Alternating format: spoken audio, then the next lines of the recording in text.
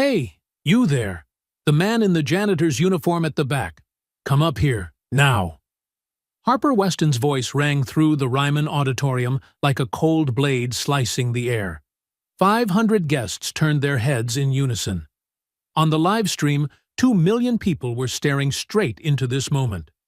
Cole Brennan, 32 years old, stood frozen. His hands were trembling, and the thing that made him look most out of place at that moment was the pair of yellow rubber gloves still on his hands. He had finished wiping down the stage exactly 10 minutes earlier. "I'm sorry, ma'am. I didn't think that—" "Don't make excuses." Harper cut him off before he could finish the sentence. She strode forward, grabbed Cole by the shoulder, and dragged him straight into the center of the stage lights, as if pulling an object onto a table for display. "Let everyone see," she said, her voice sweet to the point of being fake. "Whether you can actually sing, or whether you're just taking up space here." Then Harper turned to the band and snapped her fingers sharply, the way one would issue an order to a waiter. "Play Higher Ground for him." She curled her lips into a smirk. "An impossibly high note, the same note that once earned me $2 million. And just as the band was about to come in, Harper leaned in close to Cole. She switched off her own microphone, but Cole's mic was still live. Her voice dropped to a whisper that the entire auditorium and all 2 million viewers heard perfectly clearly. "Fail quietly, kid." The air froze. The entire hall held its breath, as if waiting for something to shatter. Cole stood there, under lights blazing like fire, with hundreds of eyes in front of him and a world behind him passing judgment through a screen. But what he did next wouldn't just prove Harper Weston wrong. It could also bring down everything she had built on lies. If you enjoy Turn the Tables stories like this, remember to hit subscribe so you don't miss the videos we release every week, because what comes next is where things truly begin to get frightening.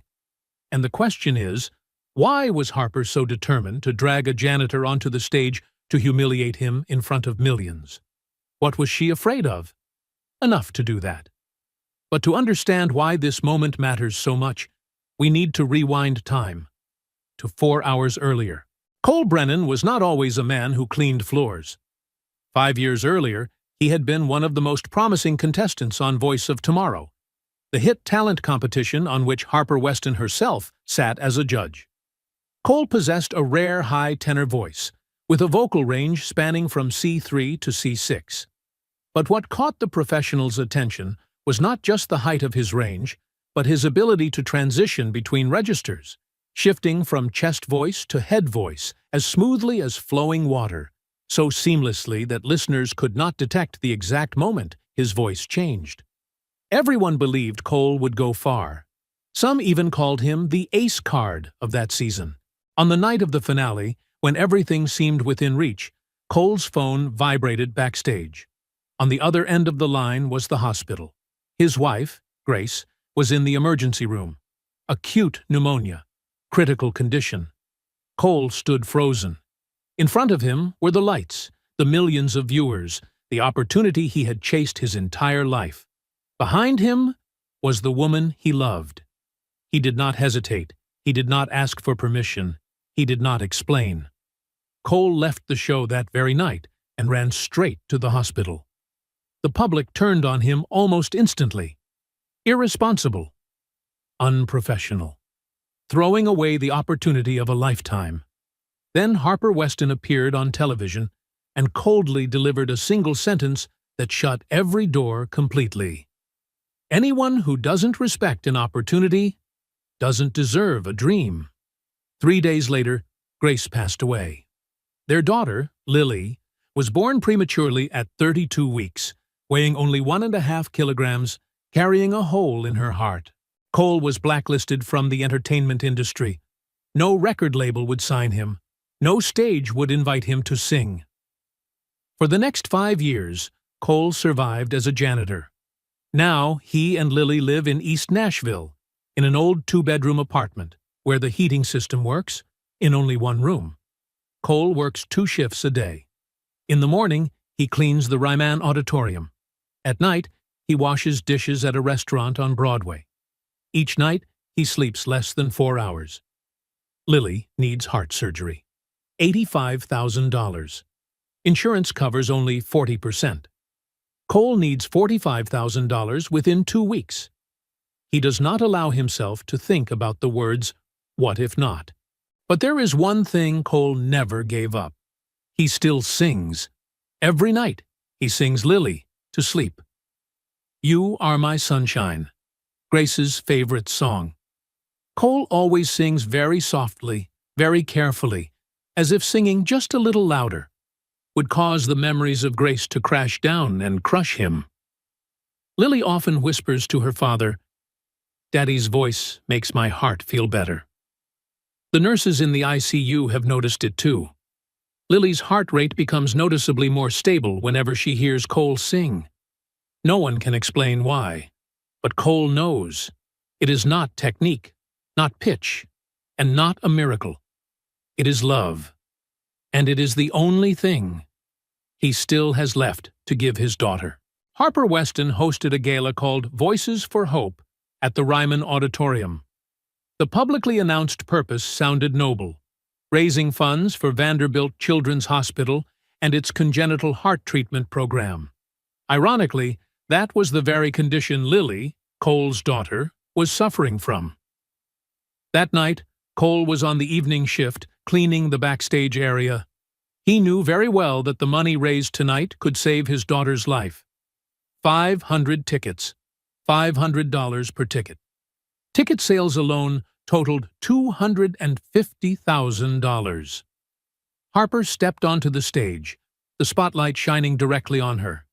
She smiled confidently and declared to the audience, "Tonight, I will sing Higher Ground." The final note, C6, has never been reached by any singer other than me. That is why I stand here. And that is also why I am able to help these children. The audience erupted in applause.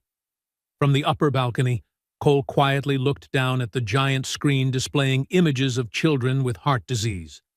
Among them was Lily.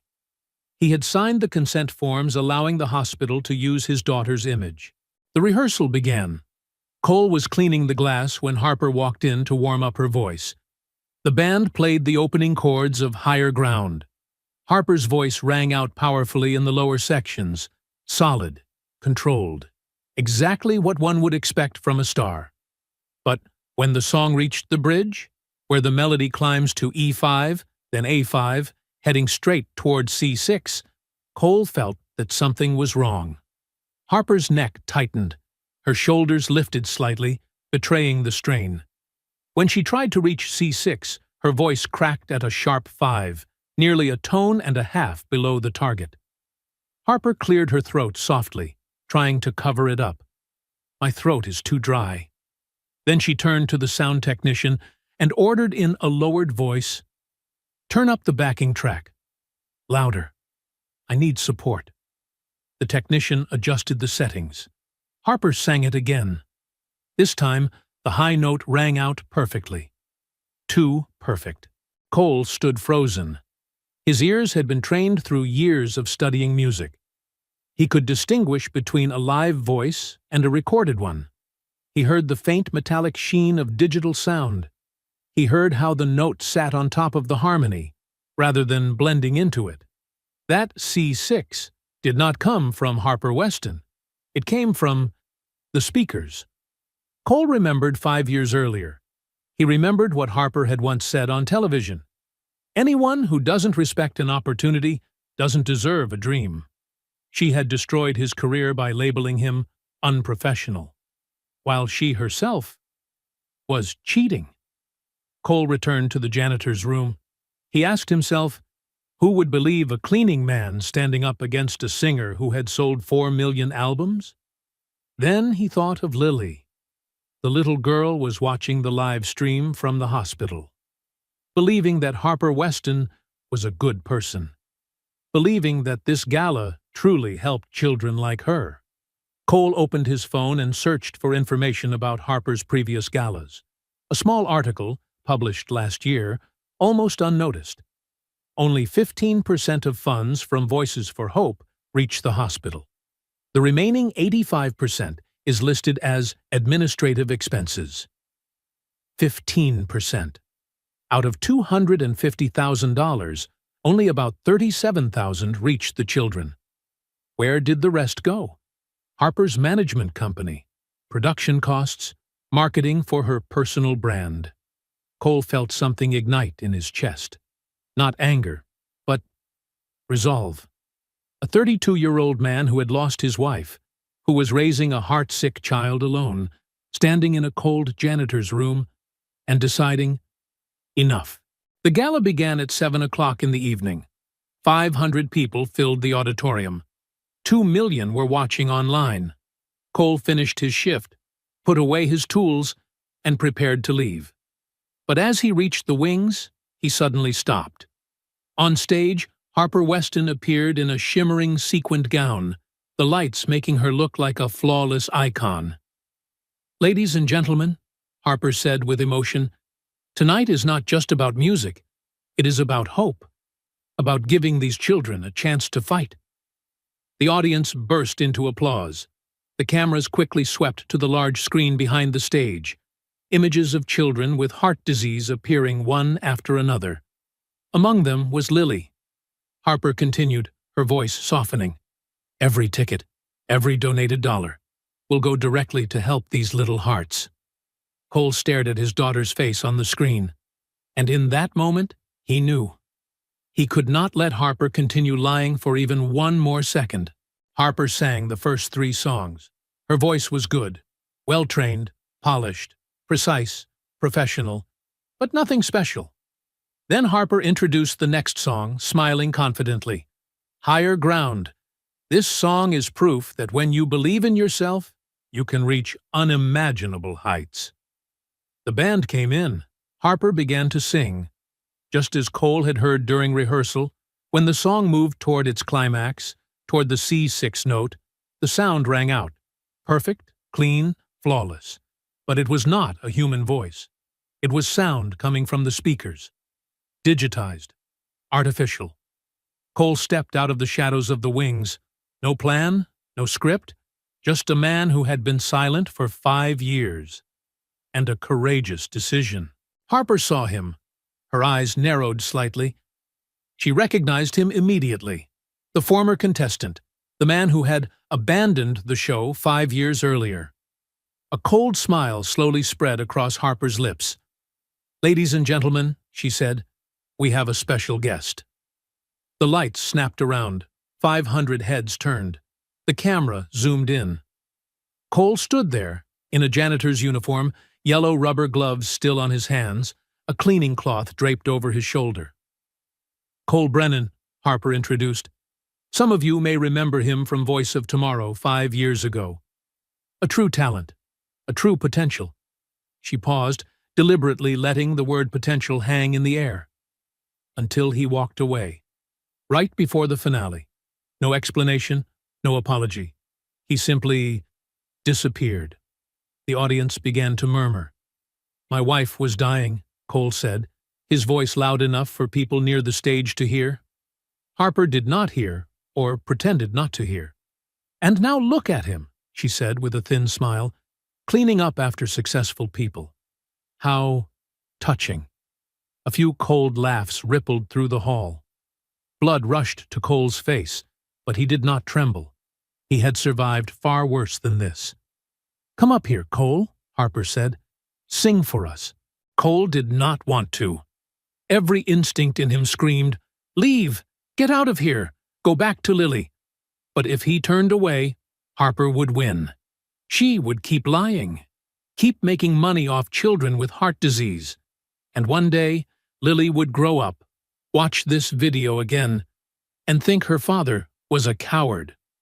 Cole stepped onto the stage. Each step felt like it weighed a ton. He stood under the lights. Harper handed him the microphone. "Make yourself comfortable," she said. "Just do your best."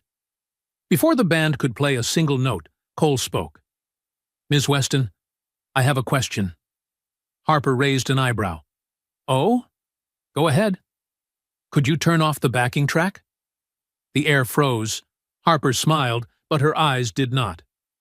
The track is part of the arrangement, Cole. But during rehearsal, you sang without it, Cole said. His voice was quiet, but the microphone picked it up clearly. You sang alone. The murmuring spread faster. Sound check is different from a performance, Harper replied, her voice tightening. Then could you sing first? Cole continued. Just you, no track, so I can learn how you do it. 3 seconds of absolute silence. Then Harper let out a sharp laugh. You want me to audition in front of you? No, Cole replied. I just want to know whether you can actually sing. The auditorium exploded. Gasps. Shocked laughter. Harper stared at Cole as if he had slapped her across the face. Of course I can sing, she said through clenched teeth. I've been doing it for 15 years. Then prove it. Harper spun toward the sound technician. Turn off the track. All of it. The technician hesitated. Do it! He pressed the button. The music immediately became sparse, bare, nowhere to hide. Harper Weston raised the microphone and began to sing. Harper's voice filled the entire auditorium. At first, it was powerful, confident. She moved through the opening lines with ease, years of training evident in every perfectly controlled breath. The audience gradually relaxed. Maybe the janitor had been mistaken? But then the song entered the bridge. The melody began to climb. E4, G4, B4. Harper's voice kept up, still steady, still controlled, still contained. But as the pitch continued to rise, something began to change. Her neck tightened, her shoulders lifted slightly. D5, E5, a 5.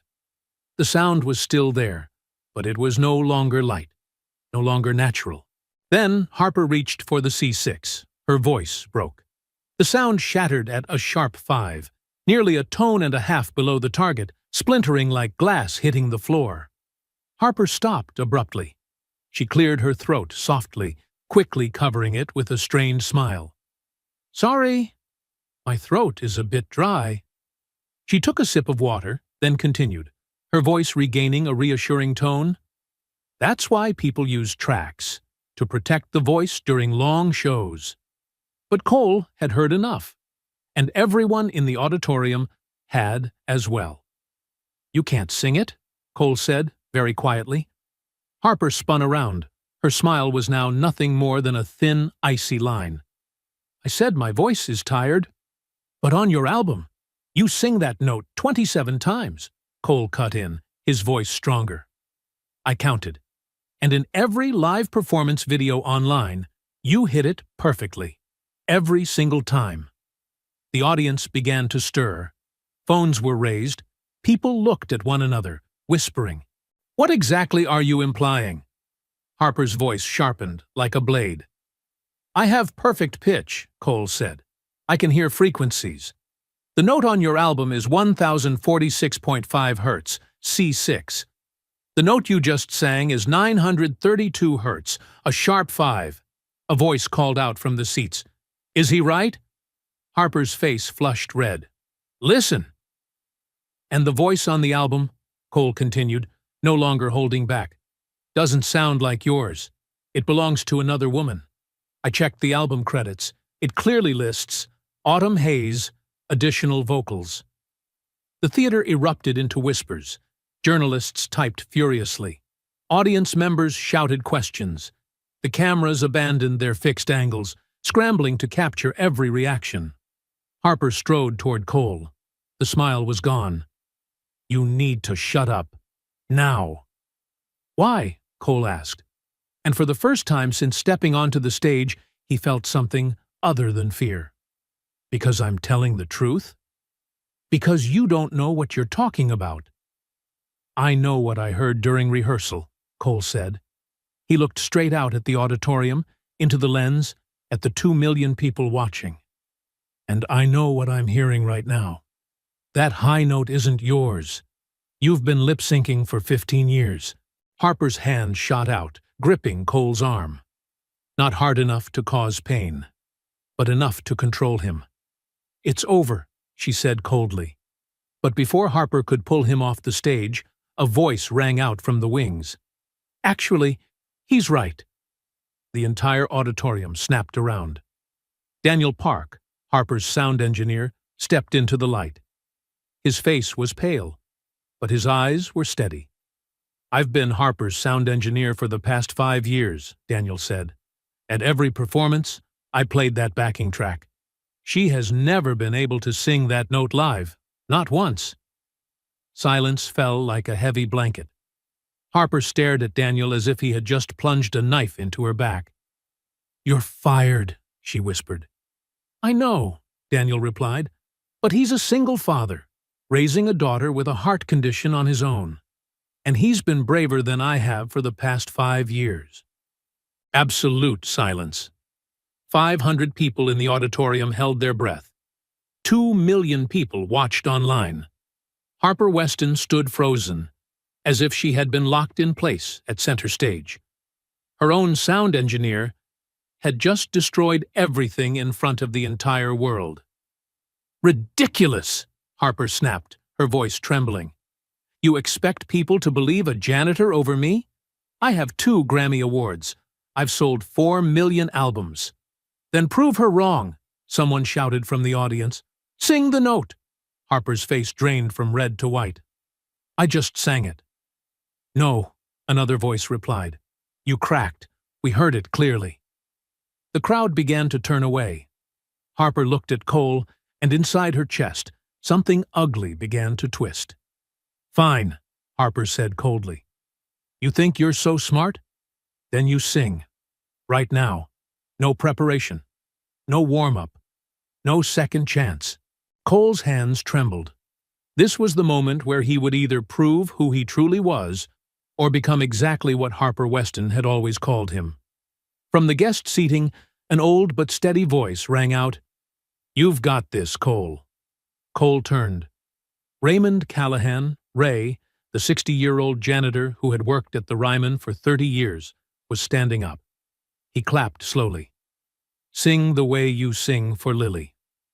Cole closed his eyes, took a deep breath, felt the air fill his lungs, his diaphragm open, every lesson, every memory, every pain, settling deep into his bones. He opened his eyes and nodded to the band. "Play Higher Ground. No track." The music began. For the second time that night, Higher Ground was sung, but everything was completely different. Cole began to sing. His voice was gentle, almost hesitant. The opening lines sat low, comfortably within range. He focused on the lyrics, on the story the song was telling. A few audience members exchanged glances. He sang well, solid, but nothing extraordinary yet. Then came the pre-chorus. Cole's voice opened up, power increasing without losing control. There was something raw, something honest, something Harper's polished performance had lacked. He wasn't performing. He was testifying. The melody continued to climb. D5, E5, F5. His voice followed effortlessly, light and clear, each note placed with precision. No sign of strain. Harper shifted slightly. Her jaw tightened. The bridge arrived, the place where Harper had failed. Cole did not hesitate. He transitioned registers smoothly, from chest voice to head voice, seamless as flowing water. G5, a 5, B5. The entire auditorium instinctively sat up straight. Then Cole reached for C6. The sound burst out crystal clear. No break, no strain, no tricks. Just a pure whistle register note ringing like a crystal bell. He held it for 4 seconds. Perfect. Unbelievable. Someone in the front row gasped. But Cole wasn't done. He pushed higher. D6, E6, F6. A range that even Harper's backing track had never dared to touch. Cole's face was calm, almost serene, as if he were walking through a place he had lived in his entire life. Then he brought the voice back down. F6 to C6. C6 down to A5. a 5 to F5. Every transition seamless. Every note a small miracle. He completed the bridge and moved into the final chorus. His voice was now completely open. No hiding, no fear. When the final word faded into silence, no one moved. Then the theater exploded. 500 people leapt to their feet, shouting, applauding, faces streaked with tears. Ray jumped up and down, both arms raised. The entire band stood, clapping non-stop. The live stream went wild. Within 30 seconds, 50,000 shares. In less than a minute, the name Cole Brennan shot straight to the top of global trending lists. Cole stood under the lights, breathing hard, barely able to believe what had just happened. Harper Weston looked like she had been knocked flat. Her face was ashen. From the front row, a woman stood up. Yolanda Carter, an R&B legend, a special guest. She was crying. "That is the best thing I've ever heard from a janitor in my entire career," Yolanda said, her voice breaking. "Cole, you didn't just hit that note. You owned it." The applause grew even louder. Trevor Hudson, a producer who had worked with Alicia Keys and Kendrick Lamar, shook his head and stood up. "I need to say this," he said. "I've been in this industry for 30 years, and tonight we just witnessed a janitor sing a note that the woman who made it famous truly cannot." The auditorium fell dead silent. The weight of his words pressed down on everyone. Trevor turned to the audience. "The album recording? I was the mixer. I was there. Cole is right. That is not Harper's voice. It's Autumn Hayes, a studio singer from Austin. She was paid $2,000 and forced to sign an NDA. She was never properly credited." Harper opened her mouth, but no sound came out. "I stayed silent," Trevor continued, "because that's what people do in this industry. Protect the star, protect the money.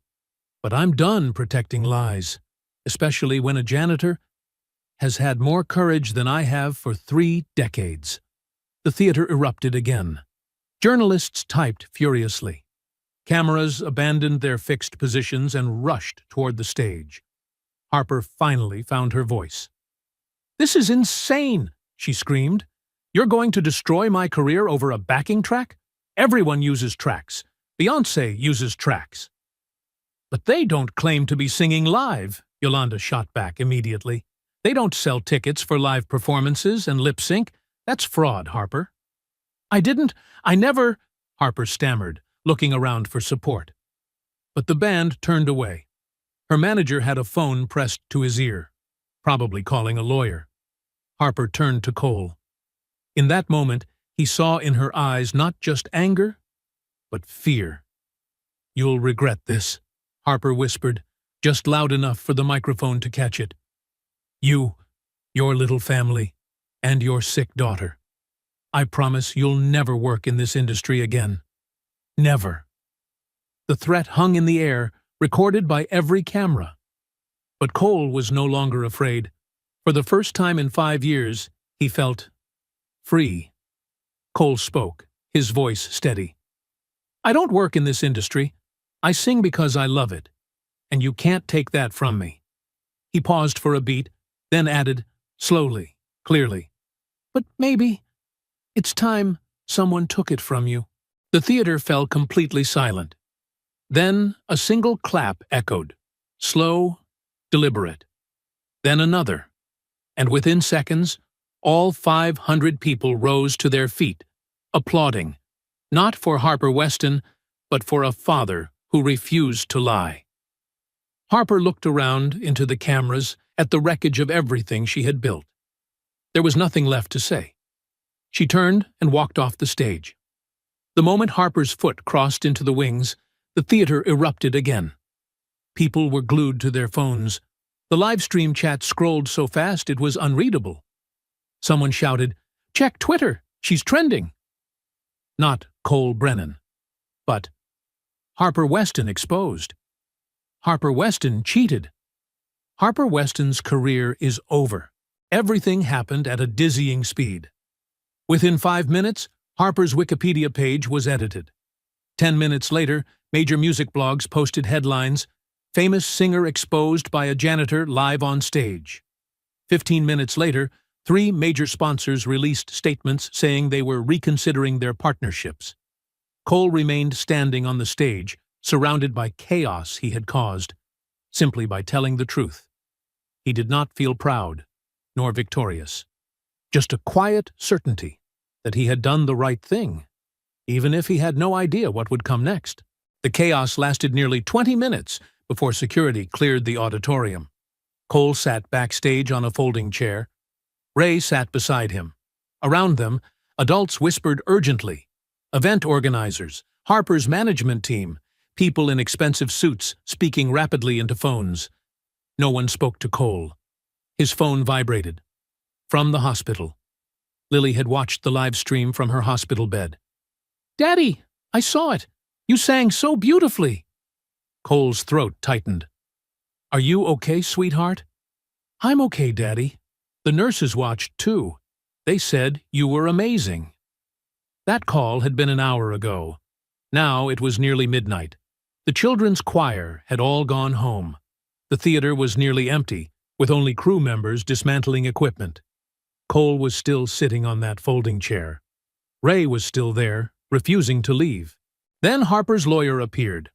Olivia Sterling, a white woman in her early 50s, entered backstage. Her suit likely cost more than 6 months of Cole's salary. Leather briefcase in hand, a polite smile. That never reached her eyes. "Mr. Brennan," she said, pulling up a chair across from him. "I'm Olivia Sterling. I represent Ms. Weston." Ray stood up immediately, positioning himself close, like a comrade. "He doesn't have a lawyer present," Ray said calmly but firmly. "If this is a legal discussion, I suggest representation." "Of course," Olivia replied. "I'm not here for formal negotiations, just to resolve an unfortunate misunderstanding." "There is no misunderstanding," Cole said. His voice was low and steady, the voice of a man who had endured enough loss. "Your client cannot sing the notes that made her famous. That is fraud." Olivia's smile did not waver. "The music industry is complex, Mr. Brennan. Artists use vocal support, backing tracks, studio techniques. That's standard practice. Tonight was merely a misunderstanding of professional context." "I understand that she lied," Cole replied quietly. Olivia turned toward him. "No, you misunderstand. And that misunderstanding is causing significant harm to Ms. Weston. Sponsors are threatening to withdraw. The tour is in jeopardy. Millions of dollars could be lost." The word harm hung in the air like a threat. Olivia opened her briefcase and placed a stack of documents on the table. "If you sign this," she said, "everything goes away." Cole picked it up. Read. His expression did not change. He was 32 years old and had read enough contracts to know when he was being led into a trap. "This document says I made false accusations, that I apologize, that I was seeking attention." "It's a mutual agreement," Olivia said. "In return, Ms. Weston will not pursue legal action, and as a gesture of goodwill, she will fund a $100,000 music scholarship for you. Full coverage, any program." Olivia paused. "We're also aware your daughter needs surgery. We will cover the full $85,000. Cole set the papers down, looked directly at Olivia. $185,000. Enough to save Lily. Enough to change his life. But Cole was 32 years old. He had watched his wife die. He had raised a heart-sick child alone for 5 years. And he knew, some things cannot be bought with money. "And if I don't sign?" Olivia's smile faded. "Ms. Weston will pursue defamation charges against you, against anyone who spreads your statements, and against the Ryman Auditorium for allowing a hostile environment." She paused. "Your daughter's school district has also been informed that a $500,000 donation to its music program is now at risk." Ray clenched his fists, but said nothing. This was Cole's decision. "So," Olivia concluded, "sign here, accept the scholarship, and everyone moves on. or refuse, and watch your family drown in legal fees you cannot afford. She looked Cole straight in the eye. The choice is yours. Cole stared at the papers, the lines of text that would label him a liar, the signature that would erase everything that had just happened. He thought of Lily lying in her hospital bed, of $85,000, of surgery in 2 weeks, or never. Then he thought of the truth. "No," Cole said. Olivia blinked. "Excuse me?" "I'm not signing," Cole replied. "I didn't lie. She did.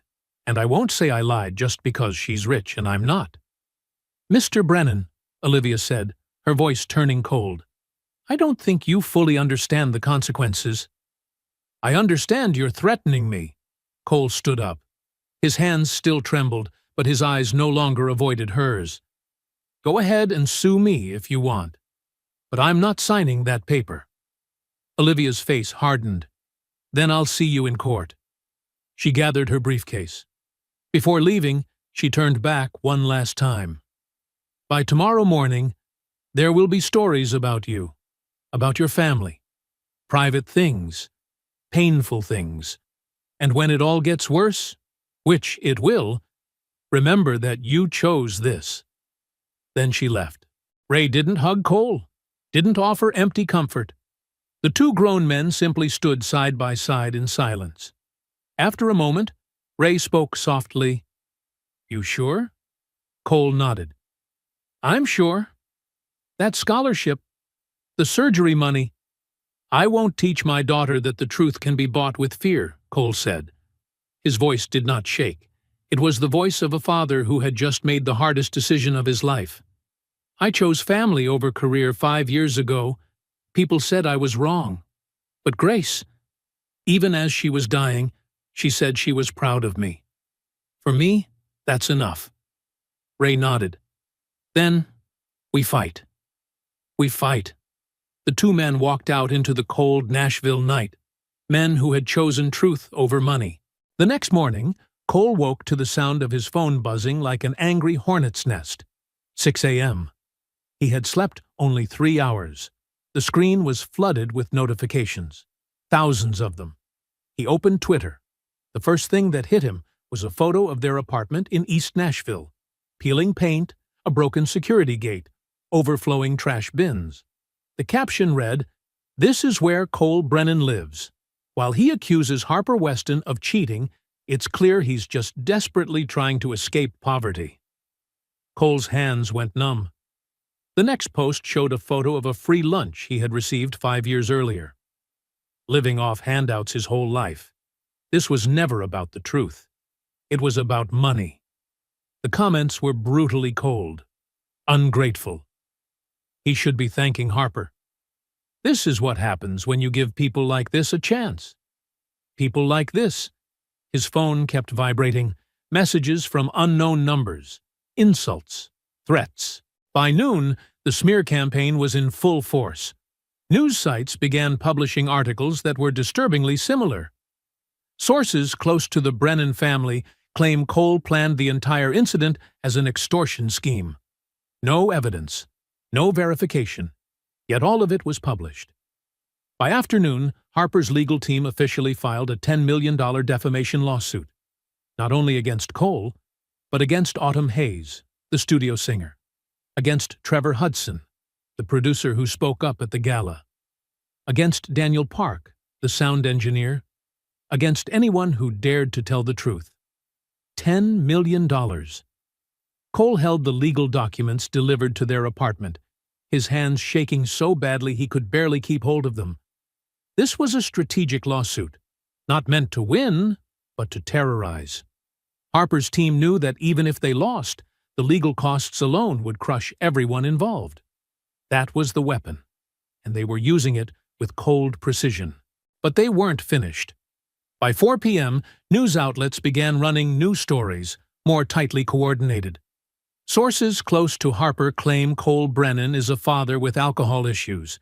His family has a history of violence. They are playing the victim to extract settlement money. None of it was true. By 5, another outlet claimed it had confirmed that Lily did not actually have a heart condition, that it was all staged. Cole sat on the old sofa in their apartment, his phone trembling in his hand, watching lies pile on top of each other like mud. He felt the walls closing in. Then, at 7:15 that evening, something changed. A woman named Autumn Hayes posted a video. She appeared to be in her late 30s, blonde, sitting in a professional recording studio. Gold records lined the wall behind her. "My name is Autumn Hayes," she spoke directly into the camera. "I am a studio singer, and I am the voice Harper Weston has been selling as her own for the past 15 years. Cole's heart pounded. "That man told the truth last night," Autumn continued. "I sang the whistle register note in Higher Ground and 6 other songs. I was paid $2,000 per song and forced to sign a non-disclosure agreement." She held up a stack of papers to the camera. "This is my contract. This is the proof." And I stayed silent, while a janitor was being crushed for daring to expose something I was too afraid to say. The video had been posted 8 minutes earlier. It already had 50,000 views. Within 1 hour, 2 million. Within 3 hours, 7 other studio singers came forward. Each had contracts, each had recordings, and each confirmed Cole Brennan was telling the truth. By noon the next day, public opinion had completely reversed. Harper Weston exposed shot to the top of trending, this time not on speculation, but on evidence. Cole sat on his worn old sofa, watching the internet tear apart the woman who had tried to destroy him. And for the first time since all of this began, he realized he was no longer alone. But Harper Weston did not disappear quietly. Even after 7 studio singers had come forward, even as undeniable evidence piled up beyond denial, Harper Weston still refused to back down. By that afternoon, Harper's legal team officially filed a $10 million lawsuit, not aimed only at Cole. They sued Autumn Hayes for violating her NDA, and they sued the Ryman Auditorium for creating a hostile environment. $10 million. The goal was not to win, but to frighten everyone into silence. Cole sat alone at the small kitchen table in their apartment, gripping the summons in his hands. He had endured enough loss to understand one thing. To survive, you had to fight with reason, not emotion. His phone vibrated. An unfamiliar number. This time Cole answered. "Mr. Brennan, my name is Melissa Morales. I'm an attorney. I'd like to represent you, pro bono." Cole straightened. "Why?" "Because what you did was right," Melissa replied. "And because my firm believes the legal system should not be used as a weapon for the wealthy to silence people who tell the truth." She paused. "But the decision is yours. You're a father. This is your life and your future. I can only offer professional advice." Cole looked down at the summons. "If I agree, can we win?" Melissa didn't dodge the question. "Honestly, legally, we have a very strong case. But Harper has money and time. She can drag this out, exhaust you financially and emotionally. This will not be an easy fight." Cole nodded. That was exactly what he needed. Not comfort, but truth. "All right," he said. "We do it." Within an hour, the kitchen table was covered with files. Melissa worked fast, efficiently. "Harper's lawsuit is garbage," she said bluntly. "Defamation requires false statements. Everything you said was true. She knows it. This is intimidation, not litigation." "So what do we do?" Cole asked. "We countersue," Melissa replied. "Fraud, false advertising, breach of contract with ticket buyers. We turn this into a class action. Make it so expensive she can't continue." But the next morning, things became much worse. At 4 a.m., Lily woke in panic. She was struggling to breathe. Her lips turned bluish. Cole slammed the call button, his heart pounding like a war drum. Doctors rushed in. Oxygen, machines, terms Cole barely had time to process. Heart failure, acute risk, Emergency intervention. They stabilized Lily, but Dr. Walsh pulled Cole aside. We need to operate sooner, he said carefully. Lily's heart is weakening faster than expected. We may have only a week, maybe less. But insurance, we're working with them, the doctor replied. But you need to understand. Open heart surgery. 8 hours. High risk. Even if we close the hole, the risk of complications is still significant. 3 a.m. Cole sat alone in the hospital waiting room after Lily had fallen asleep again. There was nowhere else to go.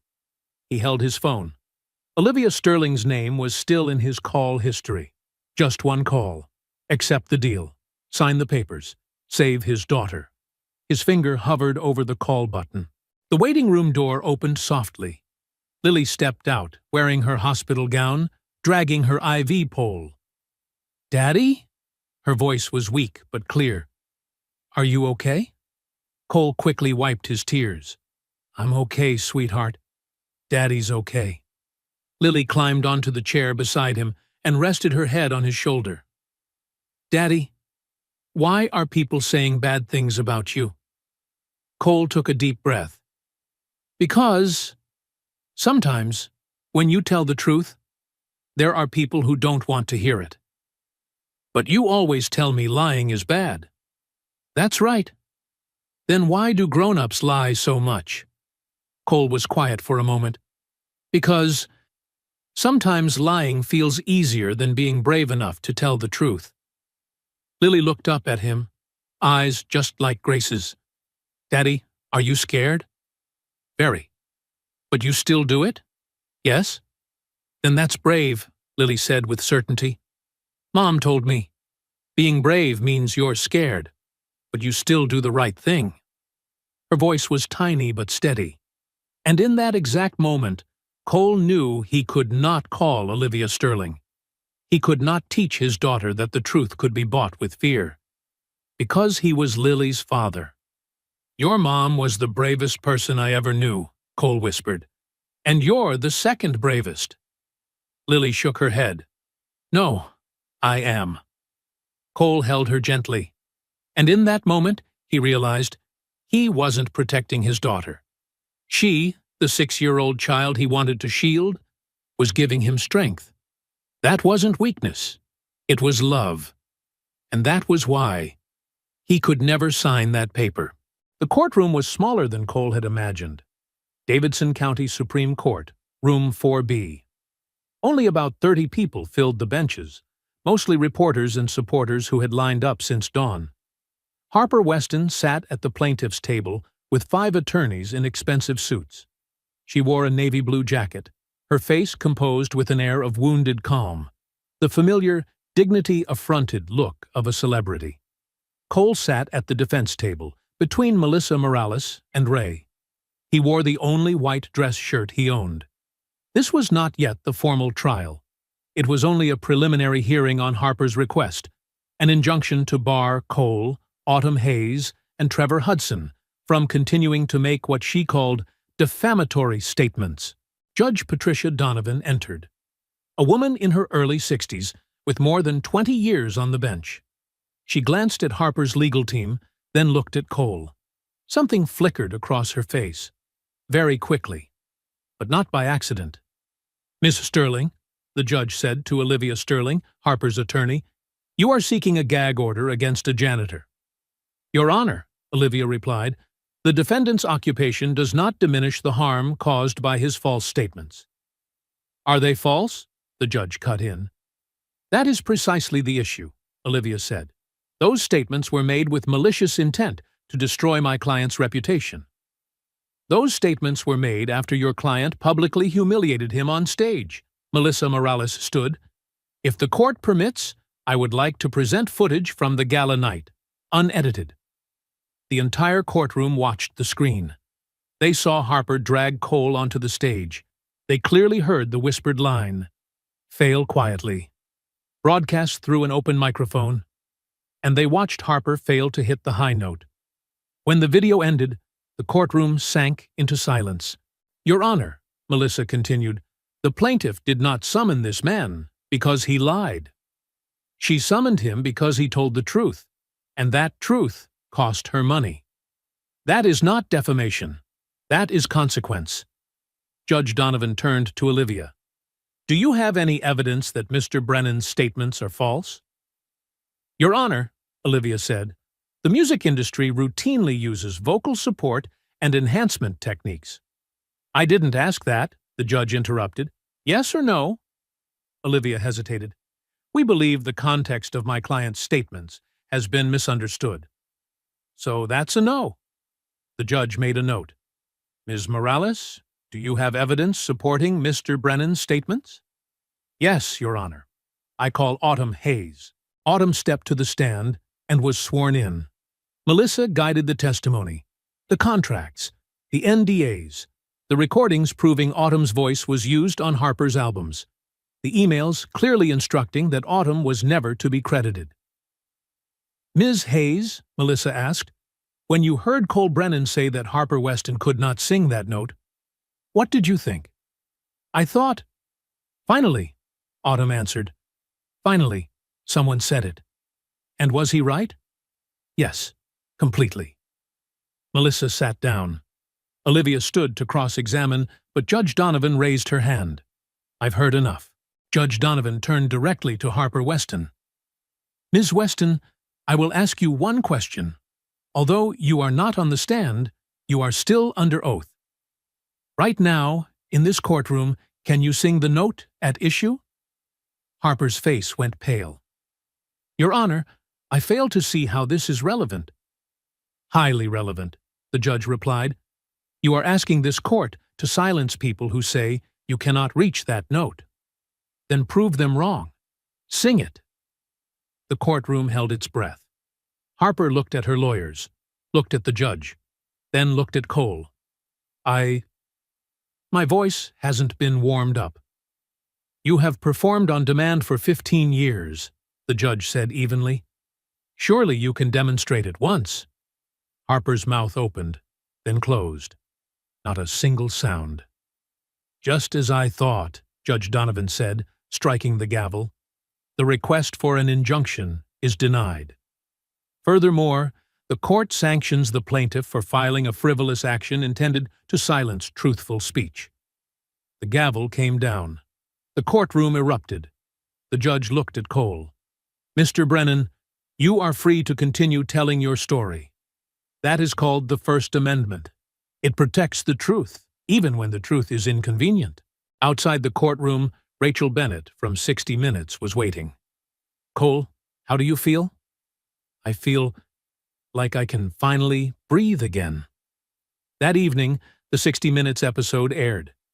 18 million people watched. During the closing credits, Harper's last remaining sponsors withdrew. Her record label terminated her contract. Her Las Vegas residency was canceled. The Grammy Committee announced it was reviewing her awards. A career built on stolen voices and protected lies officially collapsed, ended by a father who refused to stay silent. But Cole's greatest victory did not take place in the courtroom. It came 3 days later. 3 days after the court's ruling, Cole's phone rang at 6 in the morning. An unknown number. Mr. Brennan, this is the office of John Legend. Mr. Legend would like to cover the full medical costs for your daughter, all $85,000. Cole sat straight up in bed. He couldn't speak. Tears spilled out before he could even process what was happening. But that was only the beginning. Within the next 24 hours, Alicia Keys called, offering to cover all of Lily's post-surgery recovery expenses. Kelly Clarkson tweeted a call to action for a GoFundMe for the Brennan family. $250,000 was raised in just 6 hours. Lily's school held an emergency meeting and voted 8-0 to publicly support Cole. They rejected Harper's donation. But the most important moment came from something far quieter. Lily's surgery was scheduled for the following week. Dr. Walsh explained everything clearly, without evasion. Open-heart surgery. 8 hours. A 15% risk of complications. But without surgery, Lily would not live to see her 10th birthday. On the morning of the operation, Cole sat by Lily's bed as the nurses prepared to take her away. "Daddy?" Her voice was tiny. "I'm here, sweetheart." "I'm scared." Cole held her hand. "I'm scared too. But you still stood up for what was right, even when you were scared." Cole smiled, his eyes burning. "Because you taught me what bravery is, Lily. Every single day." Lily smiled, a smile just like Grace's. "Will you sing for me, Daddy?" Cole sang, "You Are My Sunshine," as they wheeled her toward the operating room. He sang until the doors closed behind her. Then he collapsed into a chair in the waiting room. The next 8 hours were the longest of Cole's life. By the 6th hour, he drifted into thought, thinking of Grace, of 5 years of silence, of every moment he had wanted to sing, but couldn't, because the pain crushed his chest. At the 8th hour, the operating room doors opened. Dr. Walsh stepped out, pulling down his mask. His face was exhausted, but smiling. "The surgery was successful," he said. "Your daughter's heart is healthy now." Cole broke down, sobbing. The months of fear and pain, all of it released in a single, redemptive moment. Lily lived. His daughter would be okay. 3 hours later, Lily woke up in the recovery room. Cole sat beside her, holding her hand, smiling through tears. "Daddy?" Lily whispered. "My love, you did it. Did you sing for me yet? Do you want to hear it? Your singing makes my heart feel better." So Cole sang, right there in the recovery room. The nurses stopped to listen. He sang "Somewhere Over the Rainbow," his voice still a little rusty after 5 years of silence, but beautiful. Not because of technique, not because of fame, but because it was real, and because it was alive. When the song ended, Lily smiled and drifted back to sleep. And for the first time in 5 years, Cole felt something shift inside his chest. His voice had come back, not for the stage, not for money, but for love. 18 months later, Cole Brennan stood backstage at the Ryman Auditorium once again. But this time, he was no longer the man who mopped the floors. He returned as a performing artist. Lily, now 8 years old, healthy and radiant, sat in the front row. Her heart had been repaired. The surgical scar on her chest had faded into a thin silver line, like the mark of a battle already won. The road that brought Cole back here was anything but straight. After Lily's surgery, 5 major record labels made offers at the same time. Cole turned them all down. "I won't leave Lily," he said. "Not now, and not ever." Instead, he signed with an independent, artist-owned label, Heart Song Records, run by people who were parents themselves, who understood that family always comes before career. Cole's contract looked nothing like anything else in the industry. A flexible schedule. Lily could travel with him everywhere. Cole retained full ownership of his compositions, and 15% of all revenue went directly into a fund he established himself. That fund was called Unbreakable Voices, a scholarship program for young singers from working-class backgrounds. No NDAs, no exploitative contracts, only training, legal education, and real support. In the first year, 50 scholarships. By the 3rd year, 200. Cole recorded his debut album, Silent No More. He co-wrote it with Autumn Hayes, a collection of songs about reclaiming courage, speaking the truth, and daring to say no when the world expects you to stay silent. The album went gold in just 6 weeks. The music videos were filmed in the places where Cole's voice had truly been born. The East Nashville Community Church, where he once sang with Grace. The Ryman Auditorium, where he once cleaned floors. And the hospital room, where he sang to Lily. In the final chorus, Lily appeared. Her voice was clear, precise, unafraid. Text appeared on the screen. "Your voice matters." Change in the industry came fast, and it was irreversible. California passed Assembly Bill 2847, also known as the Brennan Act, requiring full transparency for any live performance that uses pre-recorded vocals. Tickets must clearly disclose it. Violations are treated as consumer fraud. Within 18 months, 12 states passed similar laws. The Recording Academy overhauled its crediting rules. Every song submitted for awards must fully disclose all contributing vocalists. The vague concept of additional vocals was officially eliminated. Spotify and Apple Music added a credits tab to every song. Studio singers, who had been invisible for decades, finally had names. A studio singers union was formed, 2,000 members in its first year. Autumn Hayes' career exploded. After 15 years in the shadows, she appeared on magazine covers. Her debut solo album, finally, won a Grammy. In her acceptance speech, she said, "I was afraid for 15 years. A 32-year-old man showed me what courage really looks like. And Harper Weston? She never recovered." 3 months after the court ruling, Harper filed for bankruptcy. The class action lawsuit ended with $23 million in ticket refunds for 15,000 audience members. Both of her Grammy Awards were officially revoked. Harper attempted a comeback 6 months later with a tour titled Unplugged and Unfiltered. Ticket sales reached 11%. After the third show, the tour was canceled.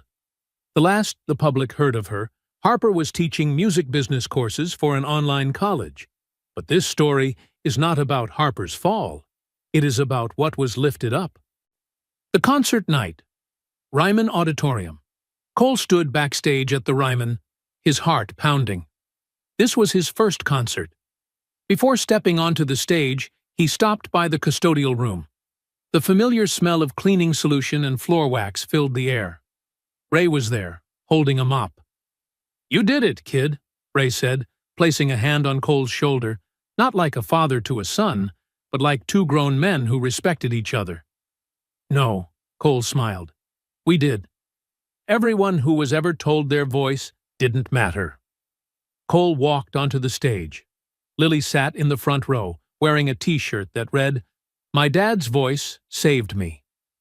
The auditorium was packed, not with 500 wealthy patrons holding $500 tickets, but with 2,000 working people who had lined up early. Janitors, nurses, teachers, single parents, people who had been told their voices were insignificant. Cole opened with "Silent No More." His voice wasn't perfect. There were still traces of 5 years of silence, but it was real. For the second song, he invited Autumn Hayes onto the stage. Together, they sang Higher Ground. When both of them reached the final C6, clear, accurate, and truly their own, the auditorium erupted. For the final song, Cole called Lily onto the stage. "This is my daughter," he said. "2 years ago, I almost lost her. In that fear, I found my voice again, not for fame, not for money, but for love." They sang "You Are My Sunshine" together. As the melody faded, the cameras caught the Ryman's custodial staff, the people who once worked alongside Cole. They stood, applauding, many of them in tears. A sign was raised, "We always knew you could sing." Cole looked out at the audience, people who had once been invisible, now seen, and spoke his final words. "To everyone who was ever told to stay silent, you are not invisible anymore." The curtain fell to thunderous applause. If you stayed until this very moment, thank you, truly. Cole's story is not just about music. It is about truth, about courage, and about how one ordinary person can change an entire system, simply by refusing to stay silent. Before you go, tell me, where are you watching this story from? A big city, a small town, or a quiet corner somewhere in the world? Leave a comment below. Because here, every voice matters.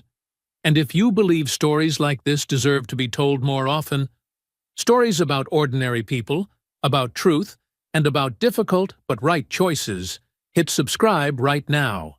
Because in the next video, it might be your story that gets heard. See you next time.